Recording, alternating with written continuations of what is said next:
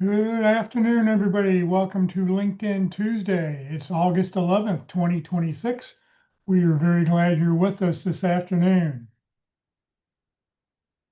Please note this event will be recorded, and the recording will be on the Career USA YouTube channel for others to view in the future. By participating in this event, you give consent for your name and picture to appear. Please note that any comments you put in the Zoom chat window will not appear in the recording. For everybody who's on Zoom, feel free to open up the chat. Give us your name, the position you're looking for, 2 or 3 target companies we may be able to help you with. Give us your email, your LinkedIn address, your phone and city if you'd like. And if you have companies that you have connections and you can help somebody else, please list those. LinkedIn is all about connecting with other people, and this is a great way to connect with everybody else who's on the call today. So save the chat when we're done, and reach out to everybody and send them a connection request. Well, good afternoon, everybody. My name is Jeff Morris. Back in 2008, I started a website called careerdfw.org, a website to help those unemployed in the Dallas-Fort Worth area. In 2012, I launched a website, careerusa.org, to help those around the United States. I have written a book called What I Learned About Your Job Search That You May Not Know. It is available on Amazon. If you see me in person, I always have copies with me. Since 2007, I've been facilitating and leading the North Dallas Plano Career Focus Group. The group's been around since the late 1990s. I took it over in 2007 when the prior leader landed a job. And since 2017, I'm a member of the PIC crew, also known as the Practice Interview Team. Don't wait until you have an interview to schedule an interview. Schedule a practice interview. They like to say practice early, practice often. Be prepared so when somebody finds you on LinkedIn or your resume and they call you up, you know how to talk to them easily. We have 4 outstanding speakers who talk about LinkedIn. They rotate through on a monthly basis. Today, our speaker is Kurt VandeMotter. He's a retained search executive at Linked Executive Search. Kurt actually is in the air right now flying, so I'm having to play last month's presentation that he gave us. So if he's asking for questions, if you ask questions, I'll answer them at the end of the session. Otherwise, all of his information is just as good. And so we'll put a Kurt on right now.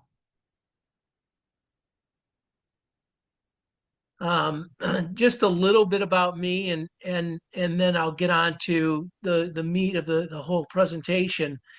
I don't have a presentation where I'm going to show you a bunch of slides. I kind of just fly with by the seat of our pants to make sure that we cover the subjects that are most important to everybody on this call. So, but a little bit about me is I came out of corporate America, not as an HR director, but as a hiring manager with Pepsi, Dr. Pepper 7 Up, and then AT&T Wireless. And that took up about the first 25 years of my career. And then I went out and did some startup technology stuff. And for the next 8 or 9 years, I worked for a couple of different types of industries and companies. And the last corporate job I had was with a company called Intervoice, an interactive voice response company. And I was brought on to help with the telco division. And so my boss called me on the 4th of July and told me that she had eliminated my job and I could stay on vacation as long as I wanted to. When I got back, I just needed to get to HR and negotiate my severance package. I share that story with you because that's when I decided to pivot. Some of you may be at that point in your career, and I think that it's important that you take the blinders off. But some of you might be at that point in your career where you've always wanted to do X, but you've never had the time to do Z.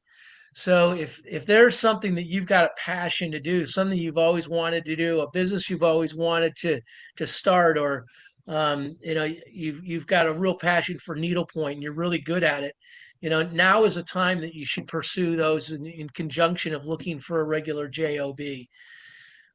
So my pivot was I I made a call when I was on vacation to only one person, and it was a guy that I worked for, and he owned a recruiting company in Galena, Illinois.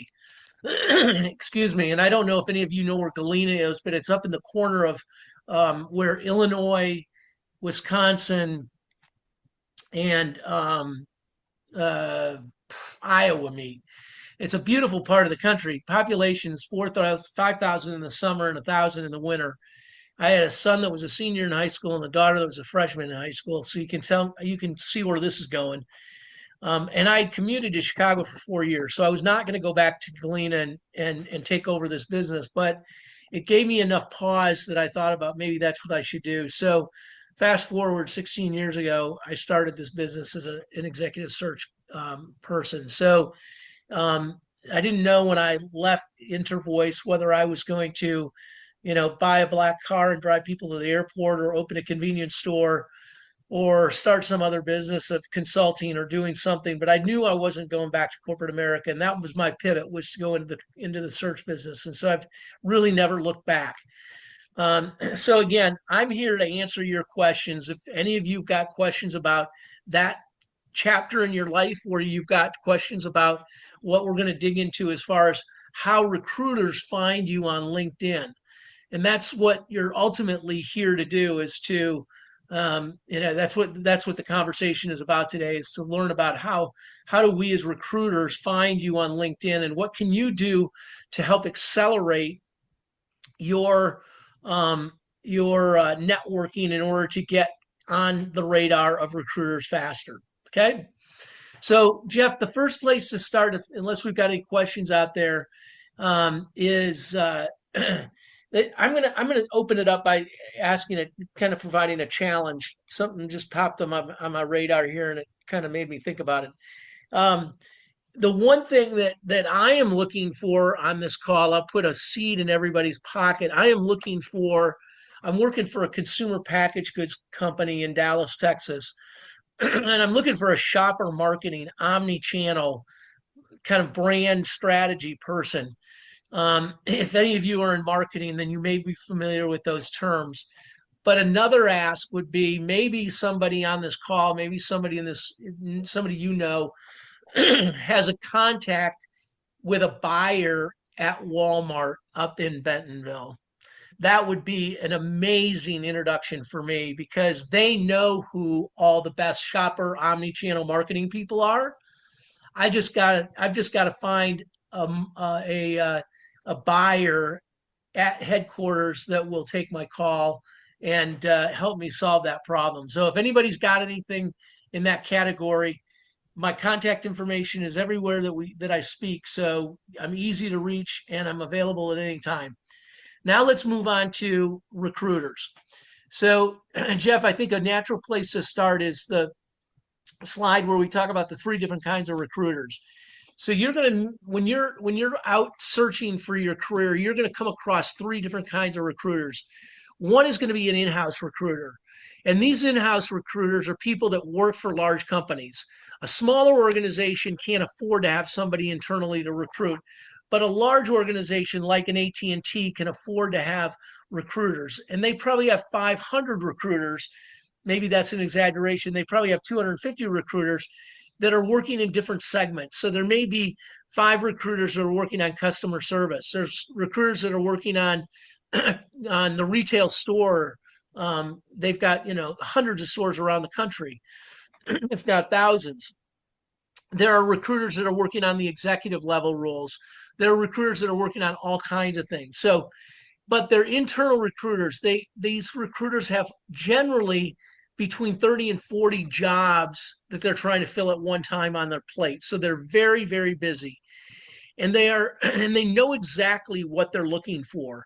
So they rely very heavily on applicant tracking systems in order to help sort the candidates that are the best candidates for their organization based on an initial swag. So why is that really important? It's really important from a candidate's perspective that if you are interviewing for a job and you think your resume is a perfect fit and everything's a perfect match, What I want you to consider doing before you send it in is to take that job description and take your resume and throw it into a chat GPT or the likes of an AI and ask it to revise your resume to reflect the needs of this particular position.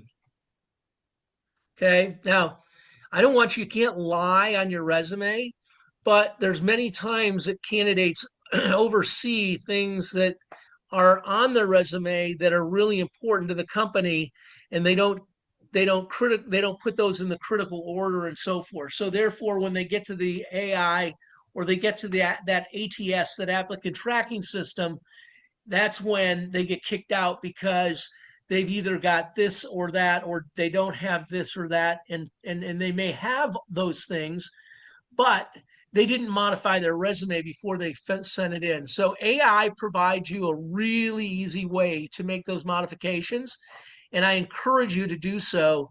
I encourage you to make those modifications, and I'm confident that you will increase your your number of interviews quickly. Okay, so that's in-house recruiters. We're going to get to how do you communicate with these people in a minute. Outside contingent recruiters. So you're a company that's got 100 employees and you need a new vice president of marketing. Um, you could go do that work on your own using LinkedIn, or what you might do is you might go find a contingent recruiter, or you maybe know two or three contingent recruiters. You sign a contract. Nobody gets paid anything. Those recruiters don't get paid anything unless they bring the candidate that it fills the job. Okay, so a company can easily work with three or four, five contingent firms to fill the same job. And as I said, the only one that gets paid is the one that fills the role. These people work really fast, okay? Because they are up against and they know they're competing generally against many other recruiters, and they want to make sure that their candidates get selected first or get hired first. So they're gonna use their database. They're going to go in and present candidates very quickly in order to make sure that they can close that search. Now, not in all cases do all companies hire three or four contingent recruiters. They can hire one, but these people work a little bit differently than what I do, which is in a retained search consultant. I'm exclusive, so there's nobody else that's competing against me.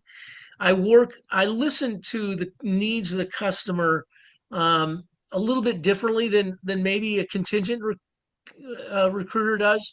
I met with a company in Dallas recently, a family business that may be looking for a new CFO, and I was explaining to the owner, the nuances of making sure that this hire is done absolutely perfectly well, because they did it once and they didn't do it well. And there's animosity on the team, um, and in the executive team if that position is filled with the wrong executive. So there's got to be a real sense of listening that an executive recruiter goes through and asks a lot of questions about what they've done and how they've overcome these objections, because they can't have a failure a second time. That would be a disaster. Okay. So that's a little bit different. Those are the difference. Now, how do we communicate with these different recruiters? In-house recruiters, if you're talking to an in-house recruiter, you generally only have 2 or 3 or 4 or 5 minutes with these people, okay? And you better be spot on as far as what they're looking for as you answer the questions. So if they ask a question, you've got to be very precise in answering that question. You don't have a lot of time to go back and do any research or muddle around. Oh, I wish I would have said this and so forth. They're going to move very quickly because they know what they're looking for. They're not going to try to jam a square peg into a round hole. Outside contingent recruiters, the same thing. They move very quickly. They know exactly what they're looking for. They're going to present candidates with their resumes quickly. They're probably not going to spend maybe 15 or 20 minutes with you on the phone, because, again, they're trying to get to the finish line very quickly. And then outside retained recruiters, we want to just make sure that we're asking them all the questions about why is this role open, and how is the success of this person going to be defined in the first 3 months, 6 months, 9 months, year. You're going to ask a lot different questions. You're going to have a lot longer conversation with this person. In all cases, though, what I want you to remember is that we do not want to ever, I say, vomit on the recruiter. When a recruiter calls, do not go into a 20-minute or what sometimes maybe only 8 or 9, 10 minutes, but that's a long time if you don't know the person you're talking to and you think you're answering the question that they've got. Make sure that you only give them your elevator pitch and that you wait to share the stories about what you've done and how you've done it after you've gotten information from that company or from that recruiter about what exactly it is that they're looking for. Biggest mistake that candidates make. I mean, I have had to interrupt candidates and listen to stories that would that I'd tell at the dining room table for holidays, but I would never tell it with a group here. But um, it's a big mistake. So make sure you don't do that. Get ready, be ready to ask questions and be interactive, especially with you're working with a recruiter because you're not talking to the company yet. The whole objective in working with a recruiter is to get the next interview, which is with the company. Okay. And so don't oversell yourself on the first shot. Make sure you're asking good questions and you're signing yourself up for the right opportunity. Jeff, any questions? Yeah, Melissa asked, we're using AI on the front end to optimize our resumes and applications. What are employers truly using on the back end to evaluate candidates? So they're using their applicant tracking system, and that's the ATS that is they're predominantly using. As a recruiter myself, I use very little AI to tear apart a resume or to, try to prioritize a candidate over another candidate. Those are conversations that I have with candidates. That's not done using AI. Where I do use AI occasionally is in job description creation. Um, and I'm almost embarrassed to say, but I have done it a number of times, and it's so effective that it's such a time saver, and so I've done that probably 5 or 6 times, but that's where I use AI the most, and then in letter writing, but not necessarily in my day-to-day communication with candidates. Lots of that you'll see is done through LinkedIn, and I've got specified templates that have been created, and because we're moving very quickly. Does that help with that question? Thank you. Good. Okay, so let's go to let's see. I've got to pull up a screen here. Hold on a second.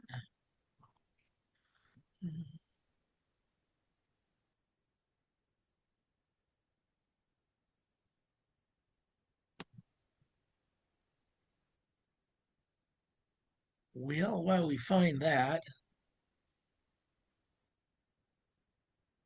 where is that silly thing? Um,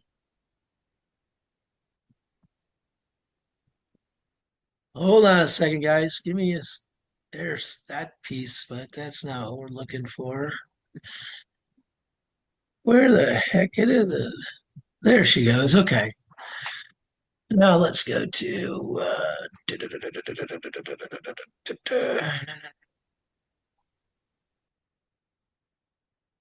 where's Google? Anybody see Google here? Just Google. No, we still see your picture. You haven't Okay. shared the screen yet. Yeah. Okay. Good. You'd be impressed with what I'm doing behind the scenes here. Not. Any other questions that while I'm toying around with trying to get us into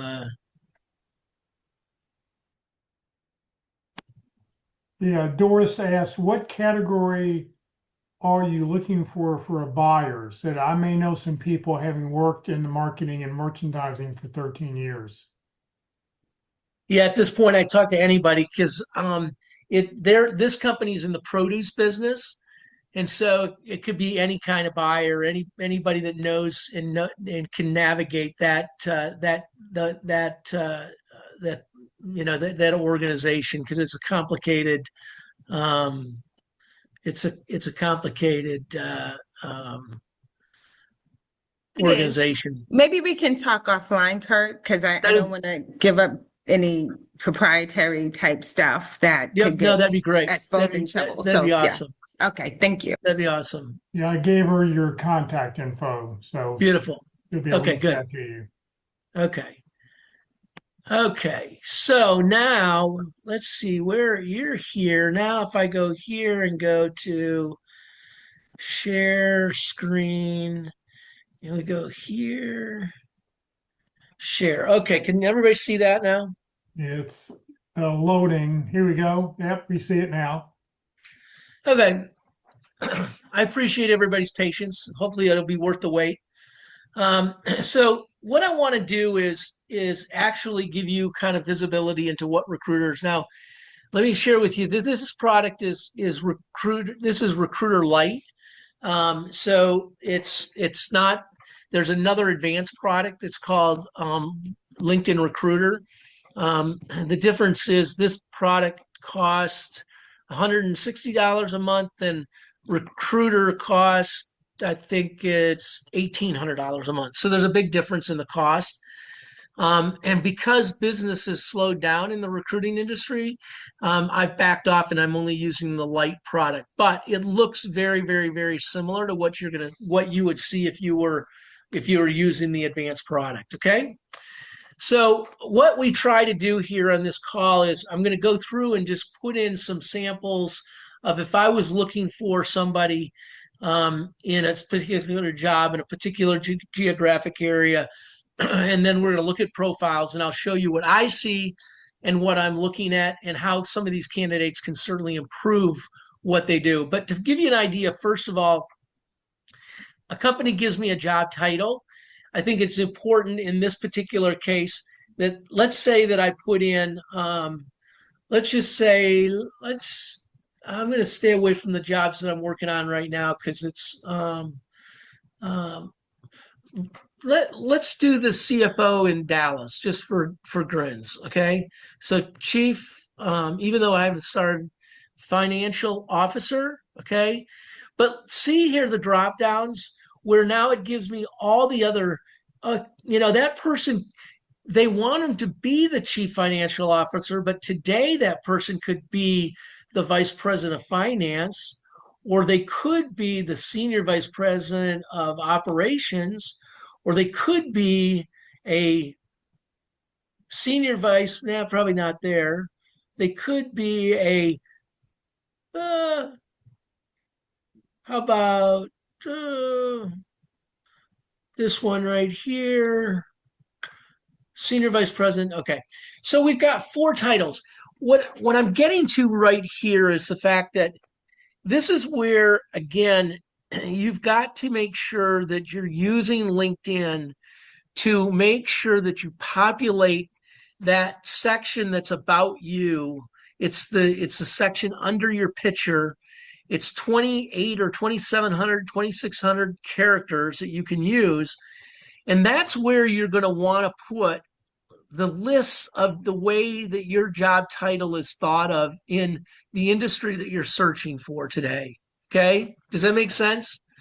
So, because the titles that companies use in certain industries are different across the board. Okay. So, this is one tool that we use to look for titles. Okay. So, let's just say that's a title I'm looking for. Okay. Then I come down and I think I can find this person in Dallas. Okay. So, I'm going to stick to Dallas, Texas. I don't think I'm going to have to go regionally because I think that there's going to be a big enough talent pool. I can list in here skills and assessment. I can, if in the conversation with the owner of the company, if the owner had identified companies that they had admired, I'll give you an example. Years ago, I used to do recruiting for Mission Foods. And one of the things that their executive team had identified were target companies that they really admired. Hershey's, Kellogg, Legos. Those are three that I can think of right off the top. Those are brands that they like those brands. They like the leadership. They like the creative thinking. So there was a lot that they liked about those brands. So if the company shares those brands with me, that those are brands that they admire, then that would be a place I could put in the companies. Some cases they want a particular uh, protege. They maybe want somebody out of an Ivy League school or something. Doesn't happen. I think in 17 years of doing this, I don't think I've used schools once, maybe. Um, this is where you're at graduation. So um, if you have questions about whether recruiters are recruiting for age or not, again, this is something that I do not use very, very, very, very randomly. But you can see how it works is it just gives me years and I can slide it back to the year I want that person to have graduated and so forth. And then I can update it. Okay. I can put the industries, if there are certain industries that are attractive to this organization, I can do that. And then if there's keywords, so as I write the job description, if there are keywords that come out of what this company is doing and what they're looking for, then I could use the keywords there. I can identify network relationships, so I can see if there are people that are one connection, two connections, or third. I can come over here on this other side again. Now I'm over on this side, and I can literally go zip codes. Okay, if I am working in a very metropolitan area, take Los Angeles as an example, I might put in a zip code or two because I know that I'm not going to get somebody to drive from, um, you know, just north of San Diego to up to say Disney World area. Okay. I just know that people aren't going to travel that far. So I can use zip codes. I can use languages. I can use who joined recently, years of experience, military, companies, recruiting activity. I can, if I think I know the person, I can put in their first name or their last name, seniority, company sizes, job functions, projects. You can see a whole lot that I can search for, right? But what I want to share with you is that as a recruiter, what we want to do is we want to start big and we want to start a funnel that's pretty big, okay? And then we'll wean it down and I'll show you why. So we're just going to go search and you'll see exactly what I'm going to get here. So this is a pretty good sample right now. There's 400 or 582 people that are open to work, 18 that are interested in my brand, 88 that have company connections. Okay. So there's a pretty big talent pool here that I could start looking at. So just for grins, because I'm using LinkedIn Lite, this is an area I cannot see. Okay. I don't have access to see who's open to work. Okay. But what a recruiter does is you've heard before that we have the ability to look at resumes very quickly. You've probably heard that the average recruiter spends maybe 30 seconds on a LinkedIn profile or on a resume. Okay, sometimes they fold the resume in half and they show that we only look at the top half of a resume. Well, in these days we're using LinkedIn and we're not spending much time on these LinkedIn profiles. So we pull it up real quick, and I see this he's a strategic finance executive, and this one of the things this company's interested in is somebody that's going to have some M&A experience. Okay, so he's in the environmental business services today. Waterloo Solutions, don't know who they are, but I can click right there. It takes me to their site. Now I can note that they're a nanotechnology research in Austin, Texas, material sciences, innovating a revolutionary diamond. Wow. Okay, so that's pretty advanced for what I'm looking for. Um, So I'm going to close that down. I'm going to come back here. I'm back to the site again. He was with White Star Asset Management. So not sure that he's 100% the candidate, but I want to build a relationship with this guy. So I don't have his email contact. Okay. Um, I can build a project and put him into that project, but then I have the ability to go in and send him a message. So I don't have a message here, but you can see where I've got messages for other businesses. This was a land development role that I was working on. So it was a template that was built that I can go in new operations manager position, and then I personalize it by saying, Nicole, would you consider a conversation about a role in land development, a little bit about the role? I give her my contact information, and I hope that based on what I've given her in this in-mail, I've given her enough message or enough information that Nicole would want to talk to me. Now, this is going to Barry, so I would change this, but I'm not going to send it to Barry because I'm not actually Barry's not for the land development role. So you get how I can customize it, and we can send in mails very, very, very quickly. Okay. The reason that that's important for you to see and understand is that first and foremost is that candidates only 9% of candidates today reply to in mails. Okay, 9%. That's very, very low. Now, thankfully, my numbers are a little bit higher than that. I'm in the 20s, but that's still not very good. Okay. So, what I want to emphasize is that if you are a candidate that is actively looking for a new opportunity, this is the area that I want you to use this summary section to put in all the titles of the different jobs that you've had. Put your contact information in here, your email address and your phone number. Okay. You're at a point right now in your career where you want to be reached. So give the recruiter a reason to pick up the phone and call you directly. Okay. You move to, has anybody ever played the game when you were a kid, the head of the class? It was a board game and you rolled the dice and you got to move around the board. Well, you move to the head of the class when you put or give us your contact information in that summary section.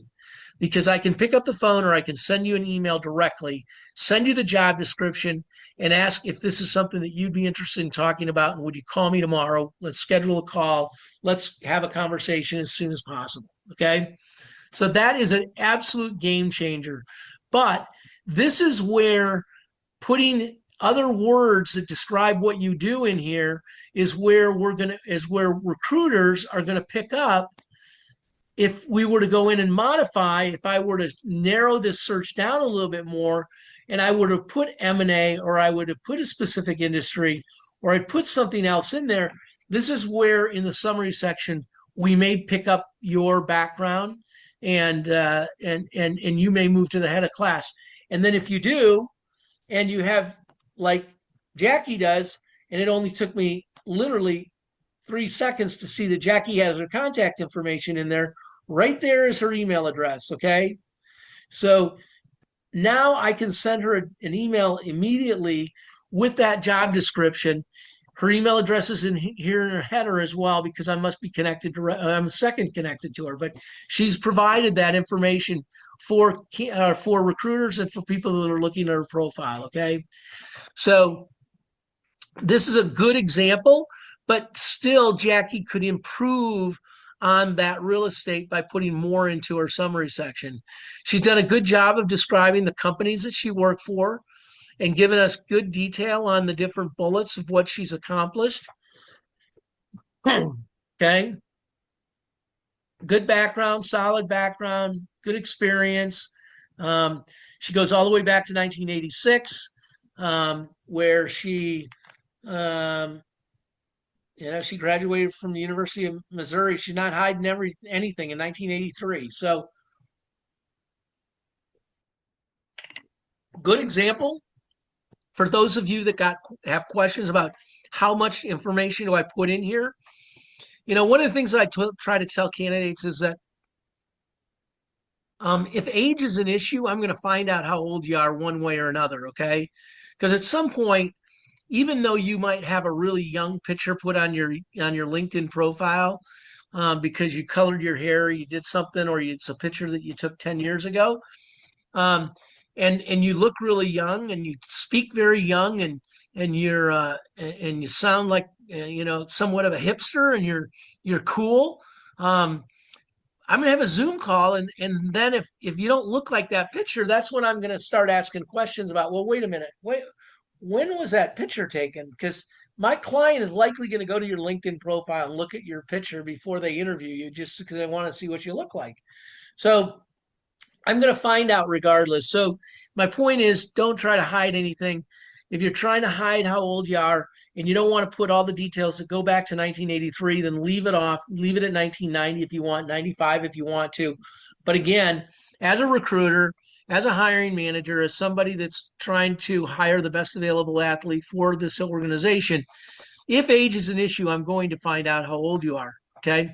Now, I will also tell you that for those of you that are questioning age, there's many times that I will that I'm looking for somebody that is older. Okay, I filled a CEO search for a company down in South Texas that was in the hardware business. They owned hardware stores. Okay, um, and the four siblings were all going to retire on one day. But they didn't want somebody that was a young and up and comer because they had a third generation son that was 40 years old, 42 years old, and that had worked at Exxon and worked his way up through the ranks at Exxon. But it was time to raise the kids, and they didn't want to raise them in Houston. They wanted to raise them outside in the country, but they didn't want to give the company to that young man yet. So we wanted somebody that's going to be there for 5 years, 6 years, that can help mentor, coach, help this executive build into that role. And for that, certainly he was at the end of his career at 61 years old. So the thought of having an opportunity to nest at the end, to work for 5 years, and then we built an incentive in there to make sure that he stays for 5 years, that if he stays for the full 5 years, then we pay him we pay him out an extra $1 million. So there's a lot of creativity that can go into equations. And again, maybe you think that you're old and you can't find a job. There are companies that want you and need you. And if you're old and you're really not old, there are companies that need you and there are jobs, and it's just a matter of timing. I'm going to shut up for a minute, Jeff. Any questions? No, nothing new. Nothing new. Okay. Well, then I'm just going to keep on talking. So we looked at Jackie. Let's just go on to the next candidate and see what we can find out. Here's Cedric. Okay.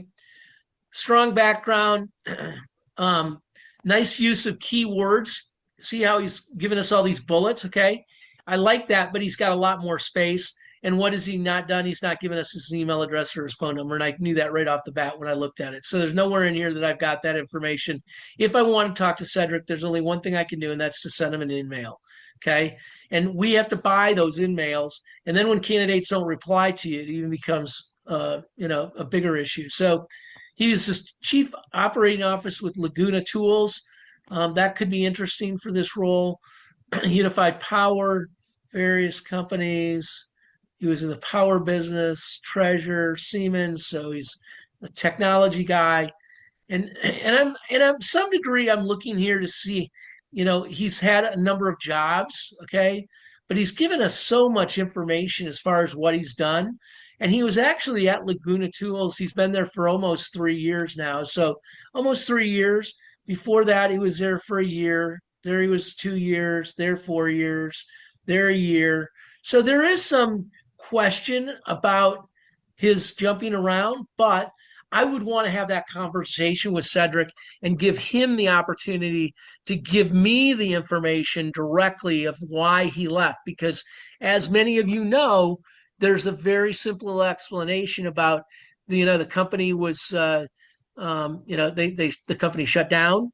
The company moved my job and 25 others offshore to just downsizing to any hundreds of other things that can go on. So as a recruiter, that's maybe one of the differences between me as a retained search and a contingent, is that I want to hear it from the mouth of the candidate. I want to hear from them what's going on to try to figure out whether or not this is something that is going to be a bigger concern or not.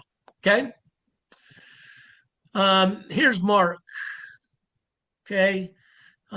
Pretty good use of his summary. No email address or phone number. Okay. Um, he's came out of the industrial sector, Briggs Industrial, Lennox. So he was an equipment guy, HVAC equipment. That could be interesting for this organization. Supply One, Aramark Healthcare, not bad. Aramark, Ernst and Young. Okay. And so what I haven't shared with you is that for this particular role, they've got a gentleman that's in a controller position, and they're very, very concerned. They don't want to lose. They can't afford to lose this guy because he's been there for 20 years, but he's not ready to be the CFO. And it's not just as simple as taking a test and he'd be ready. He needs some training, he needs some coaching, he needs some mentoring. So again, for this role, for this organization, and I don't know for sure, but maybe a better candidate is going to be somebody that's 60 years old, again, that can help coach and mentor the end of their career, get this person ready so that in 5 years, the person that's the controller can go in and be the CFO and hire his direct report as a director, and the company wins, the organization wins. I'm all about trying to convince companies to figure out how they can promote from within, making sure that if there's somebody that is coachable, it's a 2 or 3 year plan, that we're hiring somebody that can bring those skills to the table. Because that sends such a positive message to the organization. And it demonstrates an organization that people want to work for, because they are promoting, they're invoking leadership, and they're making good decisions. Kurt, I want to point out that for everybody who's watching, you'll notice that highlighted says Chief Executive Officer. That was one of the key words of the job title. So any job titles or keywords that Kurt would have put in, they will show up highlighted to make it easy to stand out for Kurt to look at somebody's profile. Yep. Good point. Yep. Any other questions so far? Melissa asked, based on your experience, what are the top themes or skills companies are prioritizing when hiring today? Well, that's a really good question. It's a pretty general question, so it's hard for me to be specific with that. But I will tell you that I think that companies are hiring people that have demonstrated experience with AI, meaning that they're familiar with it. They know how to use it in their job. They know where and how they can plug it in to help find ways to maximize time and save time. I think that companies are looking for people that are, and this is just maybe old school, but that are really good leaders. There's been a lot of layoffs. There's a lot of companies have done a lot of downsizing, and so I think that good old generic leadership skills is something that companies are looking for and listening for as they talk to candidates. I think that it is somebody that can demonstrate flexibility. And when I say demonstrate flexibility, what I really want people to think about is, I mean demonstrate flexibility, is I want you to, Jeff talked about earlier on the practice interview team. And I really want to encourage everybody on this call to take advantage of that, and to consider, no matter where you're at in your search, whether it's Jeff said, practice often, practice frequent and often, or ever how he mentioned that. But the fact is that so important. I was on the phone with a candidate about a month ago, and this executive had about 20 years of experience. They were in the shopper marketing category. They worked for a national brand. They were in Chicago. They loved the brand that I was working for, and they were willing to move to Dallas.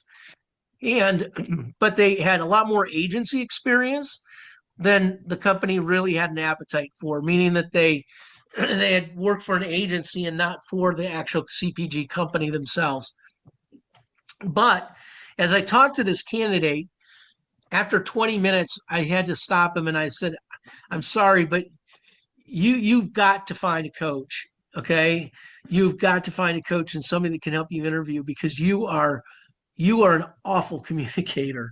I think that every other word was like, and he was so insecure in what he was trying to communicate, and he couldn't do it and capture his thoughts in a quick and easy way fashion for somebody to understand. So I really want you all to take that very, very seriously, that we think we communicate well, but not until you practice it, not until you put into that fry pan, do you really realize that you can use some help. The one piece that I try to coach all of the candidates that I work for and with, and as a recruiter, that's one of the things that I do. I don't know if every recruiter does. Excuse me. I think that they do. I'm pretty sure that most recruiters do, but I spend a good portion of 15 or 20 minutes. If we get to the point that they're going to go in for an interview or they're going to have a phone interview, any interview they have, to do prep time. And in that prep time, one of the things that I try to coach candidates in, and I've only got 15 or 20 minutes to prep them, so I can't teach them a lifetime of interviewing skills. But one of the best interviewing skills that I can give you as a coach right now for everybody to take away is to learn how to do behavioral interviewing. Now, typical behavioral interviewing is something that years ago, when I was at Dr. Pepper 7-Up, when I was at AT&T, they would take us away for a week. They'd put us in a classroom and they would teach us how to do this. They'd make us train and coach, and we'd have to practice on each other and so forth. And because we were all hiring managers. The bottom line is behavioral interviewing, it gets the person that's doing the interview. So if I'm the person interviewing you as a candidate, to ask questions that are behavioral questions that get you as a candidate to talk about what did you do, how did you do it, what would you have done differently, what was the outcome, okay? So they're going to ask you questions that are behavioral questions. Tell me a time that you had to finish a project early, you were over budget, the boss was yelling, and you had somebody on the team that wasn't playing nice in the sandbox, okay? So what I've just taught you is you're probably looking yourself in the mirror and going, what is he talking about? This is ridiculous. Okay. Well, I want you to all be prepared to be behavioral interviewer repliers. Okay. So no matter what question the interviewer asks you, I want you to answer in a behavioral fashion. They ask you, what's your favorite color? Let me tell you about blue. Blue's my favorite color because my mother had the most beautiful blue eyes in the world. I love the color blue ink, and I probably got a large percentage of my wardrobe is in blue. Now, I'm kidding you guys. That's crazy. You wouldn't do that in an interview, but the point is, when they asked me what my favorite color was, I shared with them a lot more about different elements of who I am and what I've done, and they get a better picture of what Kurt VandeMotter's done. So if you're interviewing for, let's take it to real life now, if you're interviewing for a job that is a manager of customer service, they are likely going to ask you questions about having to overcome difficult customer questions and concerns. They want to make sure that you're a good leader and that you manage teams well. They want to know how you communicate with the rest of your organization. How do you manage above and below you? They probably want to know some information about how you came up through the ranks and why would you be a good fit for this role at this point in your career. So you know what kind of questions they and what they want to try to get at because it's all highlighted in the job description. And that's what I want you to go into the interview with is answers for those questions so that you can when they ask you a question about, did you ever manage people? It's a pretty open-ended question, right? And you could answer, yeah, I have. I managed 100 people, 5 direct reports and 100 direct and indirect. But how about if you answer that question by saying, I have managed a lot of people in my career. And, one of the things that you want to know about my background is that when it comes to management skills, I receive very high marks from my employees. I've got 5 direct reports and they indirectly manage another 100 people. And we get together on a regular basis to try to learn about what we can do to make their jobs easier. One of the things that I do is I make sure every month I walk around and I try to greet as many of those 100 people as I can, shake their hands, thank them for their service, thank them for what they're doing, and listen to see if there's anything that I can do to make their job easier. Okay. What answer was better? I managed 5 people in direct and 100 people indirect, or the answer I just gave you? That's a behavioral interview question. So if you can train yourself to answer behavioral to every question that a recruiter or an interviewer or a company asks you, you will move to the head of the class. You will become a better candidate. You will get more opportunities quickly, and I guarantee it. Any questions? Yeah, Kelly's got her hand raised. Go ahead and ask your question. Hi, Kurt. How much emphasis should you place in your behavioral interview answers to the most recent position or past experience? Great question. Anything that you can do that's current is great. But, when you're answering a behavioral question, you're going back and thinking about a story that's relevant. And it could have been 5 years ago. But that same problem could have happened tomorrow or yet, the next day. So, I think as long as it's relevant, I think that it's appropriate, even if it's 5 or 6 years old, to tell stories about things that you did. Now be careful too, okay? And I'm gonna share a story that I kind of walked into a ant trap years ago. I was interviewing with a company called Perrier in California, and the business that I was interviewing was the business that was where they came out and refilled the fountains in your office. So they brought in the big tanks, and you put those on a stand, and you came by and you filled up your water glass and so forth.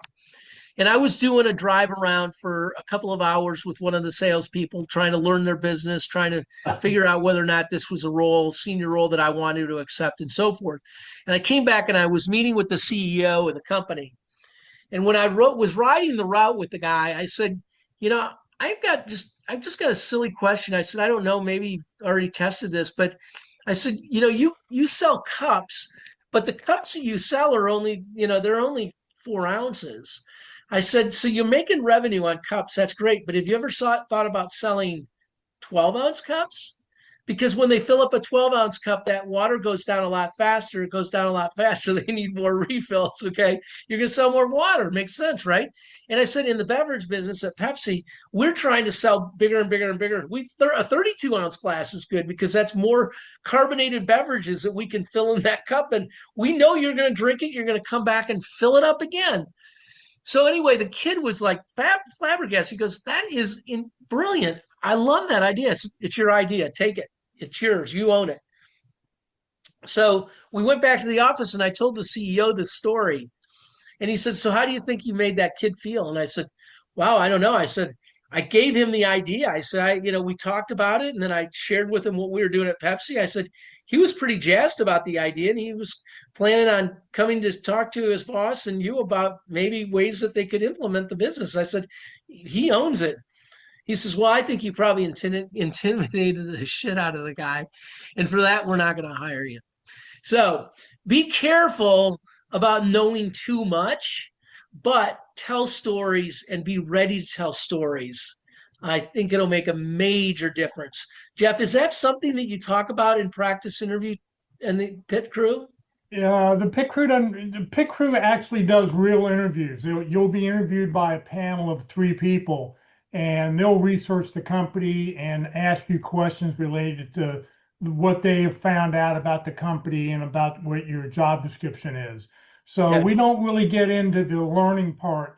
If people want to, more help with the learning how to answer, I would check out. We've got a 13-part interview session, 13 interview sessions that we recorded back during COVID that go into detail all about different areas of your job search and how to answer behavioral questions, how to analyze a job description, all that's out there. So if somebody needs help with a certain topic, they can go back and watch one of those videos. Got it. Okay.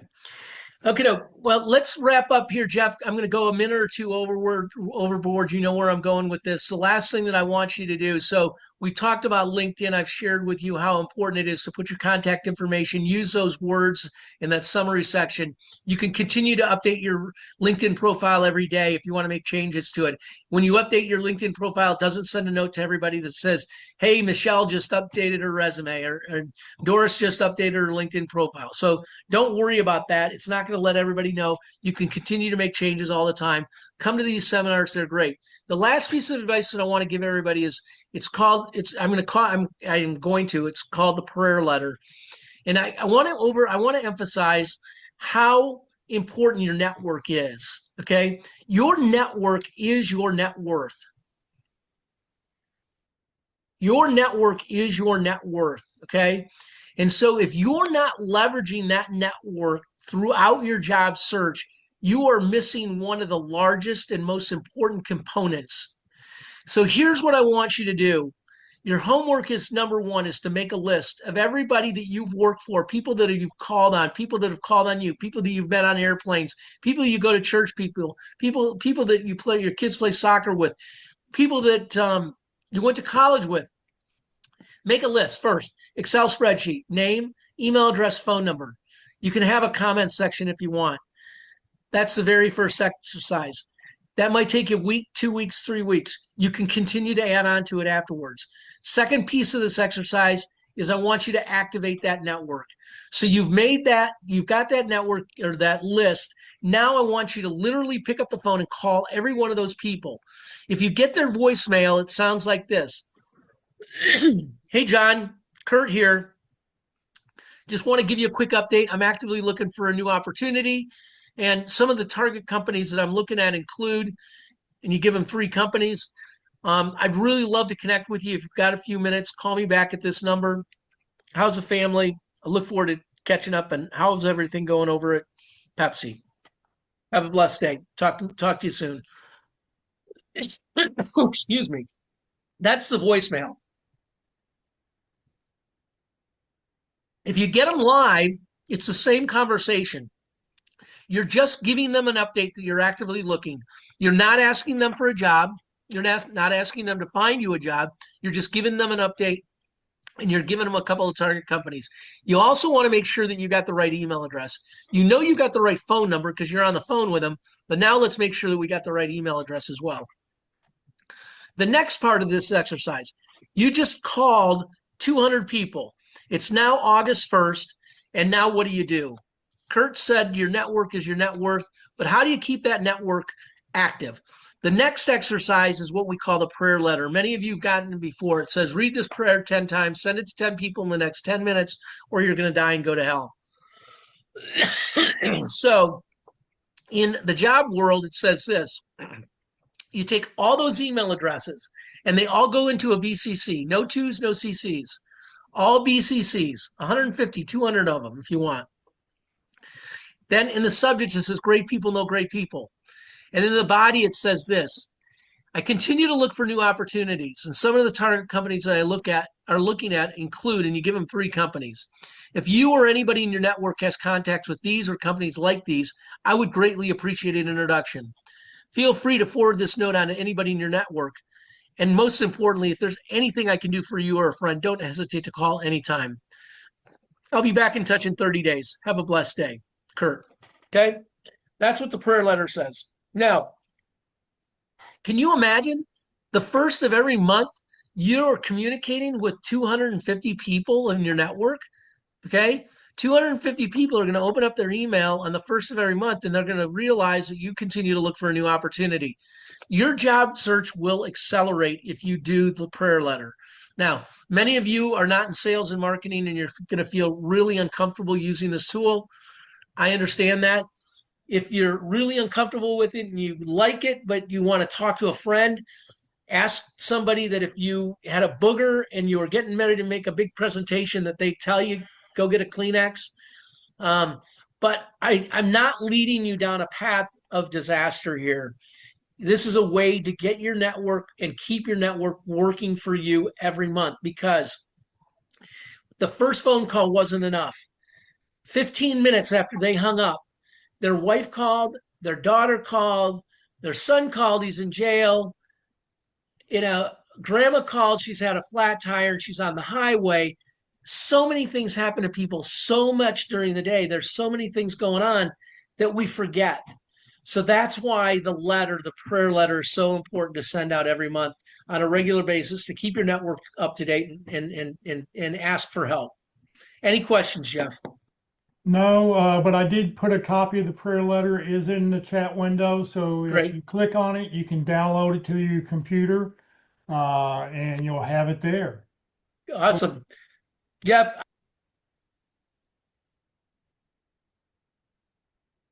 All right, I want to thank Kurt very much for his presentation. Like I said, he's sorry he couldn't be with us. He was called away and had to fly out today to get out of town. Next week, Ruth Lipsky will be with us to talk about back to basics, making LinkedIn work for you. Ruth works for Lee Heck Harrison. She works with with job seekers just like you on a daily basis. So join us next Tuesday at 1 o'clock. The practice interview team, as we talked about a little bit earlier, meets every Wednesday. They meet in person at Christ United Methodist Church at Coit and Parker in Plano. They meet in person on the first, second, third, and fifth Wednesday of the month. And then on the fourth Wednesday of the month, they meet online only. That way, anyone, anywhere can join us and watch one of 3 interviews. They always have 3 different interviews going on. So if you want to schedule a practice interview team, just send your email and a job description to dallaspitcrew@gmail.com. The North Dallas Plano Career Focus Group this Friday special. We will not be meeting in person this week. The Rusty Wright will be with us to talk about AI and in your job search. Rusty's been using AI as soon as it started out, and he's been giving a lot of really great presentations all over town about how to use AI in your job search. It will be online only. So if you want to watch Rusty, please join us via Zoom. And if you show up to church, you'll be locked out because nobody will be there. You're welcome to join the Career DFW or careerusa.org LinkedIn websites. The LinkedIn groups I created each one when I started the websites. You do not need to live in the Dallas-Fort Worth area to join that group, but know that when you join a group, you can then message anybody in that group directly. You don't have to have a special email or anything else. You're able to contact those people directly. So it's one of the benefits of joining a group. This session has been recorded. It will be on the Career USA YouTube channel. If you want to subscribe to the channel, you can, and that way, anytime we post a new video, you'll find out about it. On the Career USA YouTube channel, click on playlist. Every video I post goes into one of 7 different playlists. That way you can funnel down what you're trying to look for. and click at the very bottom where you see that red arrow where it says view full playlist. Up will come a list of all the different dates, speakers, and topics that they're talking about, and you can go back and watch any one of those that you want. If you're not receiving emails about our workshops and you'd like to join the Career USA mailing list, just scan this QR code and you can be part of our mailing list, or just send a blank email to Career USA, the + subscribe at groups.io. You'll never be spammed. I control the list. I only send out 3 or 4 emails a week, but all the emails have video links, so you'll know how to join the Zoom calls. Please remember, Career FW, we're a 501c3 nonprofit organization. Kurt is a volunteer. All of our speakers are volunteers. I'm a volunteer. Everything I've done over the last 17 years has just been to help you land your next great opportunity. So thank you very much for joining us today, everybody. Have a great week, and we hope to see you later in the week. Thanks, Jeff. Thank you.